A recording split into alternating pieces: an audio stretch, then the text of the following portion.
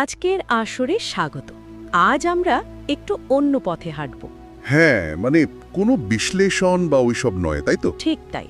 কোনো তথ্যের গভীরে না গিয়ে আমরা একটা অনুরোধ পেয়েছি একটা পুরনো দিনের গল্প শুনতে। আচ্ছা, একদম যেমনটা শোনা গিয়েছিল ঠিক সেইভাবেই বলার চেষ্টা করব। বেশ বেশ। কোন গল্প এটা? নবীন খুড়োর সেই হাড়হিম করা অভিজ্ঞতার গল্প, কাজলি মাসির গল্প। ওহ, হ্যাঁ হ্যাঁ, মনে পড়েছে। ধিংরিডুবি জঙ্গলের কাহিনী। দারুণ। চলুন শুরু করা যাক। হ্যাঁ, তো গল্পের আসরটা সেদিন বসার কথা ছিল রতনদার চায়ের দোকানে। কিন্তু বসলো খুড়োর বাড়িতে। কারণটা ছিল বৃষ্টি, তাই না? একদম। সে কি ঝেপে বৃষ্টি আর বাজ পড়া, খুড়ো আসতেই পারলেন না। তখন রতনদা, বিকাশ, পল্লব এরা সব ছাতা মাথায় চলল খুড়োর বাড়ির দিকে।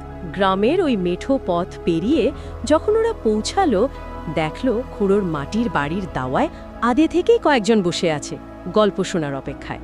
খুড়ো ভেতর থেকে ডেকে বললেন, আরে এসো এসো, বাইরে ভিজছো কেন? ভিতরে চলে এসো, জায়গা আছে। সকলে তখন গুটিসুটি মেরে বসলো।